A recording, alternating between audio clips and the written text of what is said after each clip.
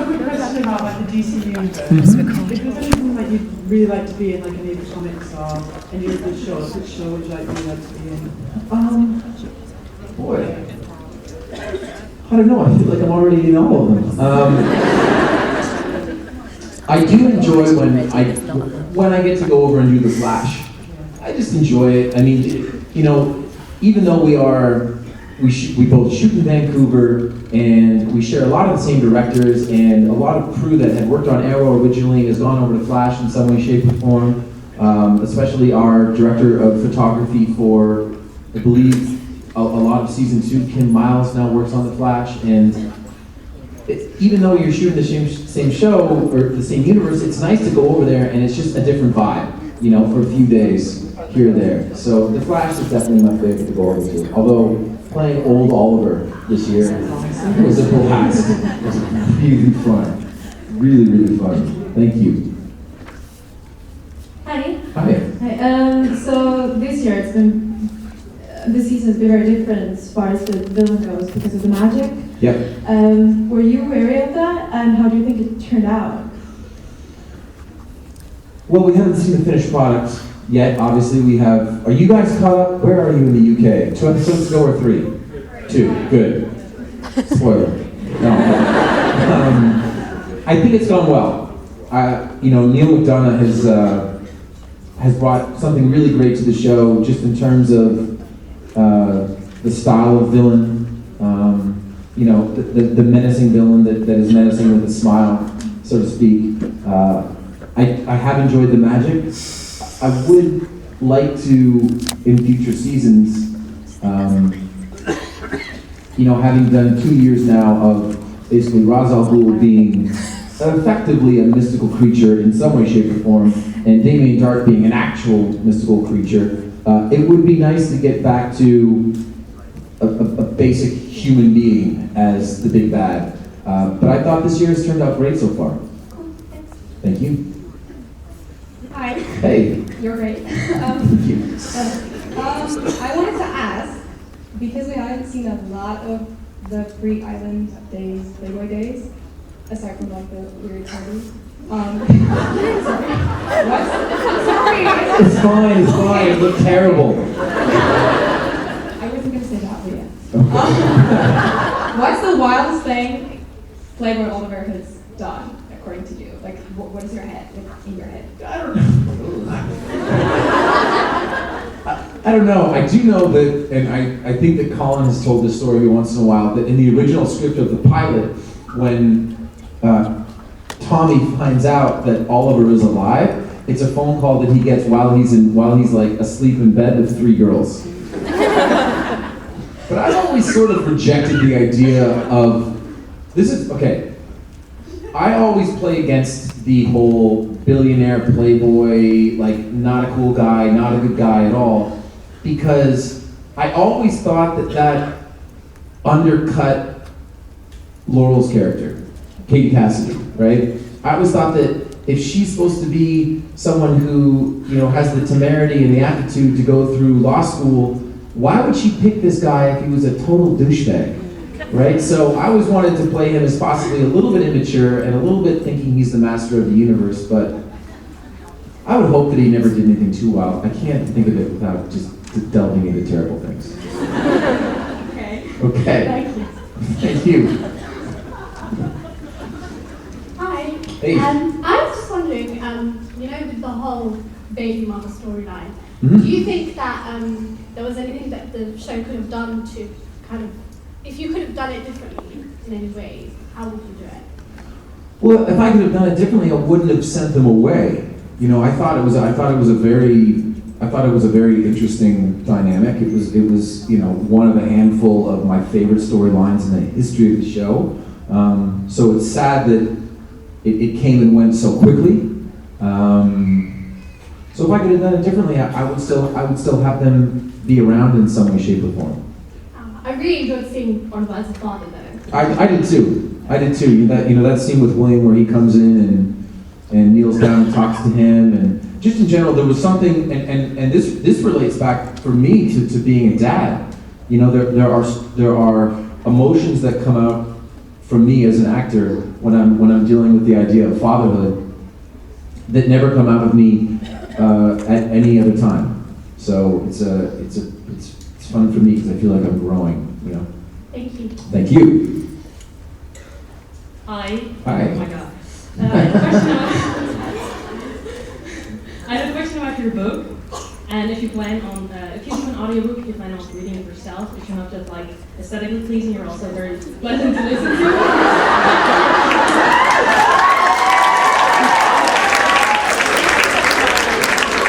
Don't let her off the hook. Keep going. No, I just feel like you'll be reading the audience yourself, but you're also very pleasant to listen to. You're like very Thank you. eloquent, and it's just nice. Well, thanks. Anything to do with the book that I'm working on, I have to do myself. Because, you know, and listen, it's just one of the realities of the literary world is that if I didn't want to write the book myself, there could be someone else that could do it, and they could do it very well. And if I didn't want to read the audiobook, if and when I ever get it finished, obviously someone else could do it. But I'm way too hyper-competitive and type A to let anyone else do anything. So if the book is ever completed, 100% of the words will be written by me, and if there's an audiobook, I will record it, of course. Okay, great. Thank you. Okay, you're welcome.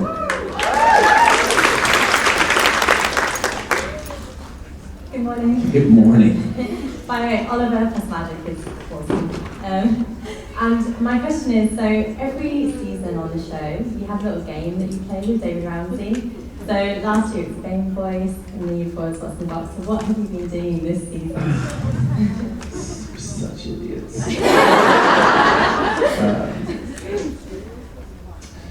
Well, this year we make fart noises and then list a different type of dairy that it could be.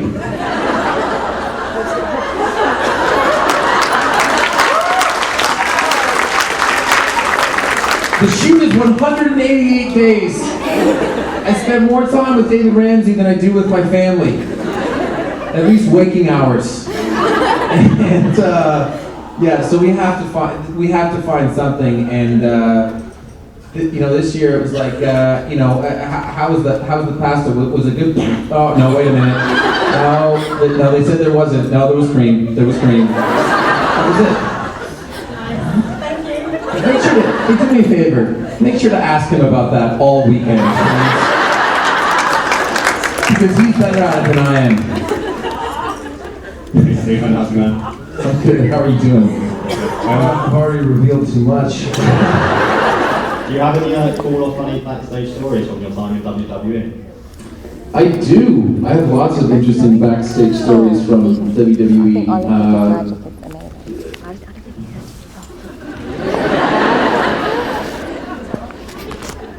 I have so much respect for the business and the process there that until I am far removed from the experience, I'm not going to get into the particulars of the backstage. I will just say that these two things. One,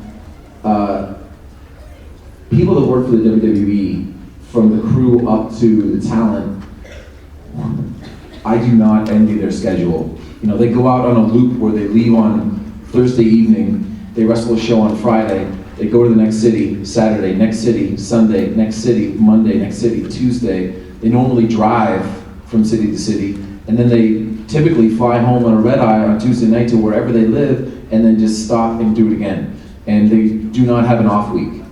I mean, they come, the only thing close to an off week would be when they go over to the UK, right? And typically the only way that you actually get time off in the WWE is either you go and you do another professional obligation or you get hurt. So, boy, oh boy, those guys work incredibly hard. The one thing that I will tell one backstage story. I hope I don't get in trouble. Turn your phones off. I have it on good authority that during WrestleMania, the night before, Vince McMahon sleeps at the stadium somewhere, and then gets to gorilla position, which is the position that the wrestlers. It's the position where just right behind the curtain where the wrestlers go out, and he's at gorilla position at 6 a.m. So that if anyone shows up, he's already there, like in his suit. Because WrestleMania is his thing. And I was there this year with 101,000 people, and it's an awesome spectacle. I can't think of another live entertainment show that does something like that. Amazing. Thank you very much. Thanks, man. Hi Stephen, welcome back. Thank you. I just want to ask, 2 truths and 1 lie about season 5 that don't include running. That don't include what? That don't include running. That don't include running. 2 truths and 1 lie about season. I know very little about season 5. I have to pass on that one. Wait a minute. Ask another, like about an upcoming. 2 truths and 1 lie about upcoming episodes. How's that? Yeah, go for that one. Oh, damn it. 2 truths and 1 lie about the last 2 episodes of the year. And not in order, by the way. Obviously, the lies come whatever.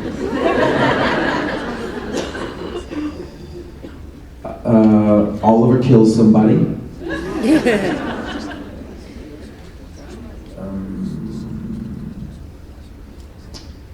Oliver gets off the island. And the last 2 episodes take place over several days. There you go. Thank you. By the way, in the grand scheme of things, I enjoy the Green Arrow outfit with the Flash handbag.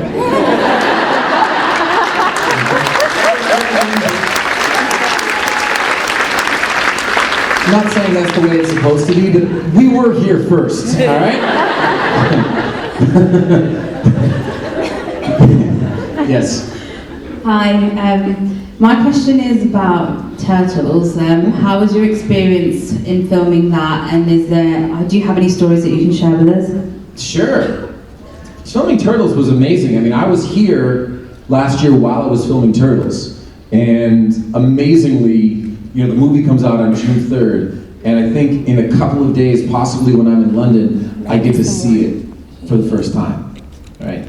And there is second of all, filming in New York City is, every actor should experience it. It's a life-altering, career-altering experience, because the things that used to bother me as an actor, if I heard a phone vibrate, if I heard whatever, it would knock me out of what I was doing. The reality of filming in New York City is that there's just noise, there's just movement, there's just stuff happening all the time, because you can't, especially when you're filming on location in the city, you can't close down the area that you're working in, because again, it's New York. So that's really helped me. And forever in Turtles, Raphael and Casey Jones have had a little bit of an antagonistic relationship. And I had to film a scene where Raphael challenges me, and then I step right up to him and get face to face, or in this case, face to chest, because he's 9 feet tall.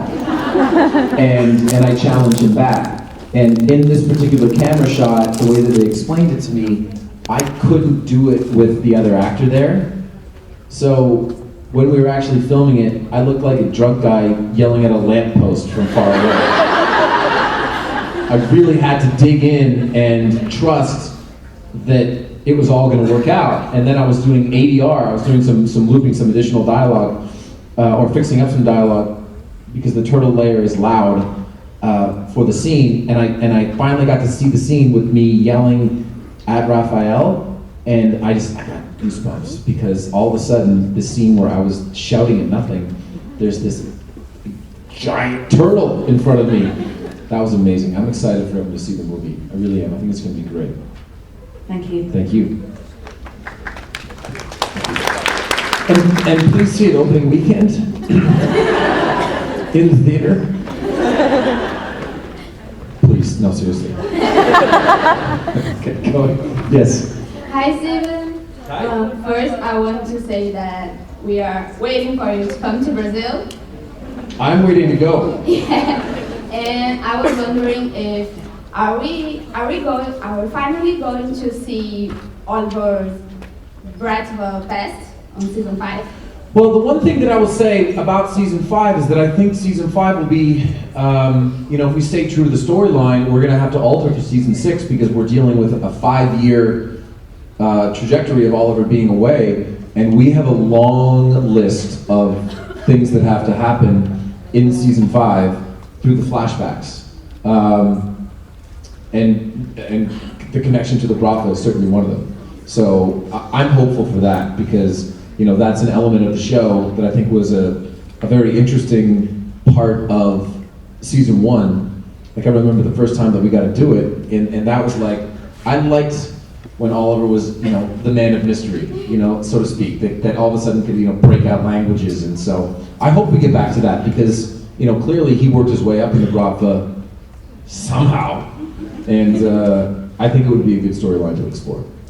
Thank you. Thank you. Hi, Stephen. Hi, man. My question is, what new hero or villain or family member would you like to see to come to the show and why?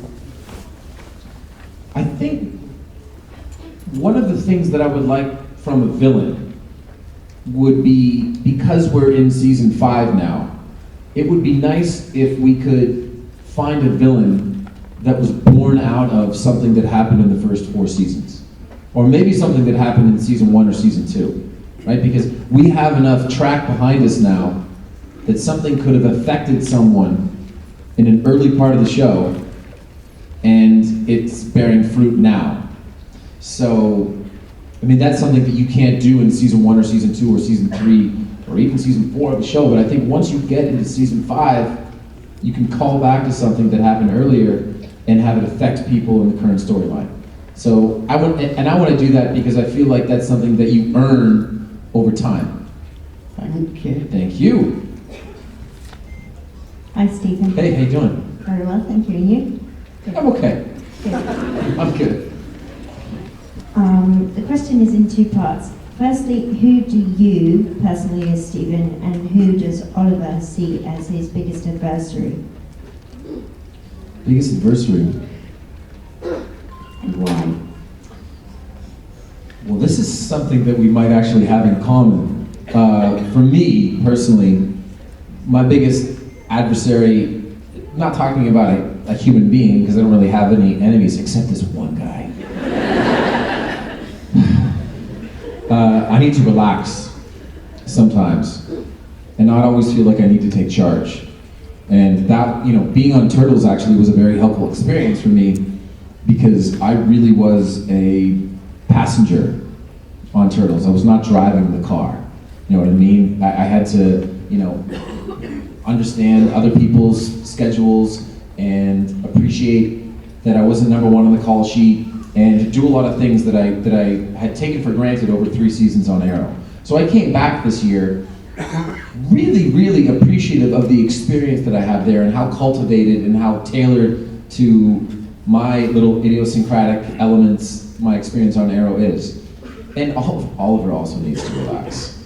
He really does. There's a moment where if you just sort of take a deep breath and give it a minute, you can let other people help you. And that's something that, for all of the growing that he has done, he hasn't done a lot of that this year, or ever. Thank you. Thank you. Hi, I'm Sean. My question is, what was your favourite scene this season? My favourite scene this season? That we've seen so far. I don't want to be like, in the finale. My favorite scene this season was probably Oliver's scene with William, where he gets to meet him for the first time. I really enjoyed that. And, obviously, the scene where I have to say goodbye to him, via video was much more emotionally challenging, but it was pretty draining, too. I liked when I got to introduce myself to my kid properly, even though I couldn't tell him that I was his dad. That was a very fun scene to shoot. Thanks, man.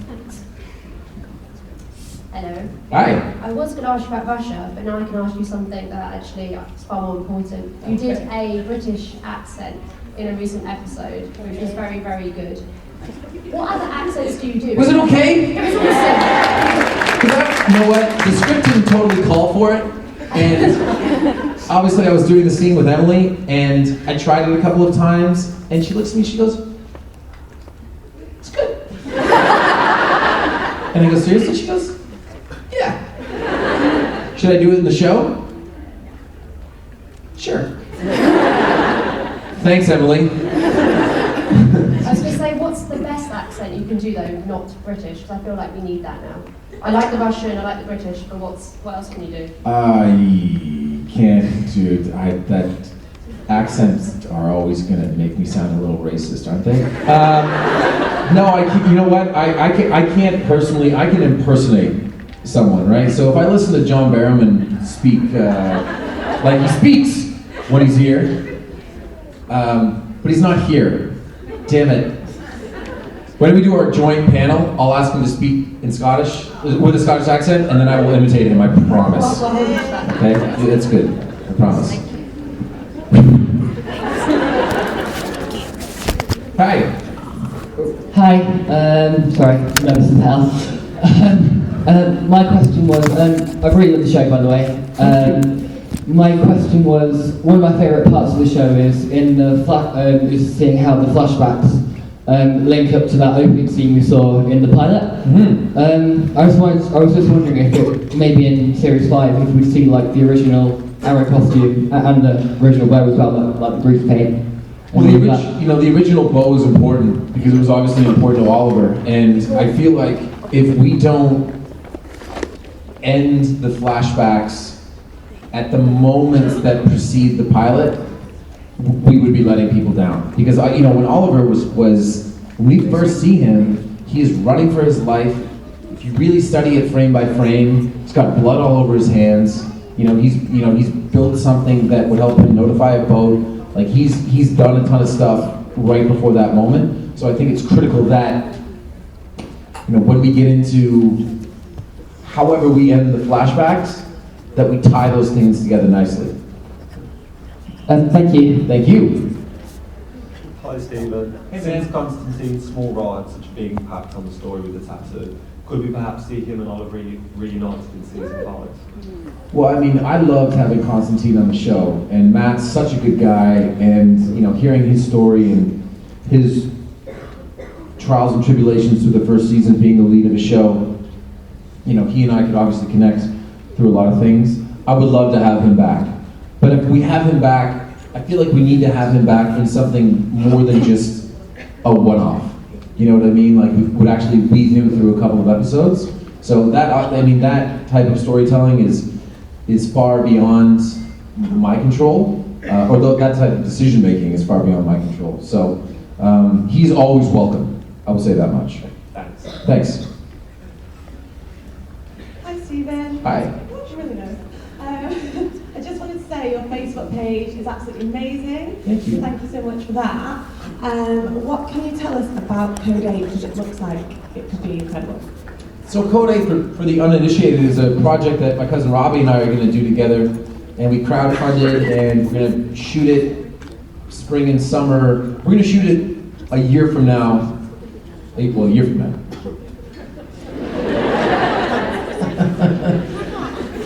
And, okay, as far as telling you stuff about it, one of my biggest pet peeves is that if I ran a television show, I would do one preview, or in this case, the short that we produced, or one trailer, in which case, if we shoot a feature film, you obviously have to release something, and then I would reveal nothing, okay?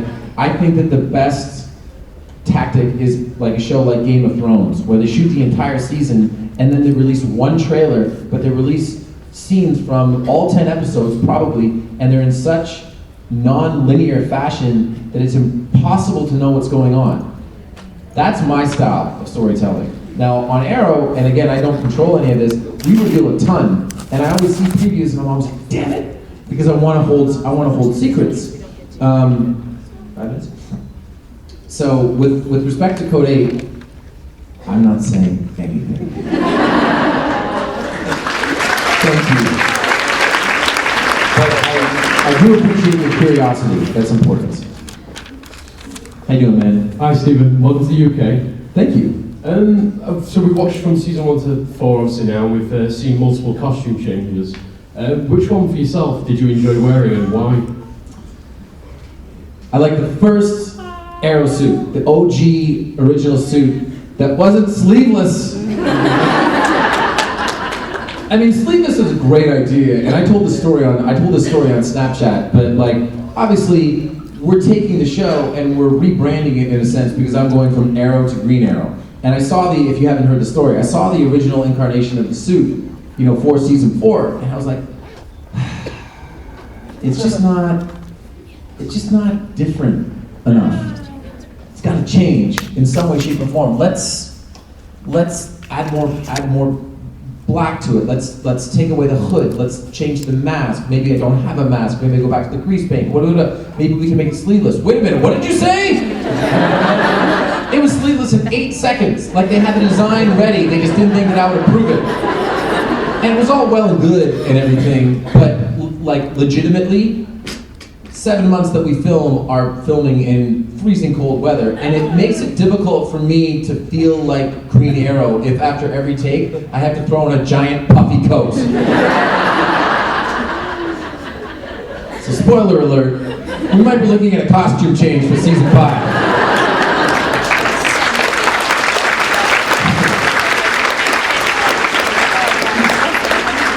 Sorry to pull back the curtain maybe a little bit too far. Thank you, man. Hi. Good morning. Good morning. Firstly, I want to say thank you for being such an amazing celebrity. You give back a lot. You're very active with your fans and your Snapchat videos. Thank you. Thank you. Although,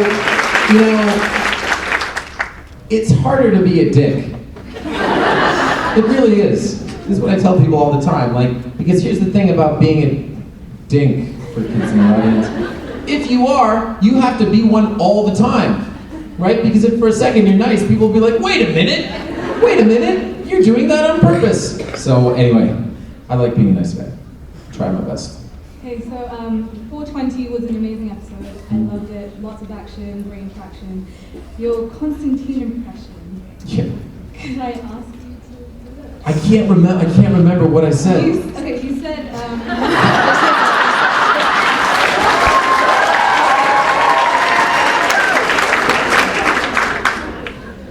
Go. But you better say it in a Constantine accent. Or like Constantine would say it. Pitch game, first base mate, see if you're worthy. Okay. Pitch game, first base mate, see if you're worthy. Thank you. One more? Alright. I work in a museum and I have to deal with a lot of museum objects, and it's really important that I'm careful with them. Yeah. I'm a klutz and I fell into the wing of an Oster blade once. I just wondered if you've ever broke anything really important on set? Yeah, if I don't want to use it anymore. I accidentally break it. No, I don't think so. I've definitely run into things, but it's more like they've almost broken me than I've broken them. Anyway, guys, thank you very much. Have a terrific weekend. We're having a good time. So happy to be back. Thank you, everybody.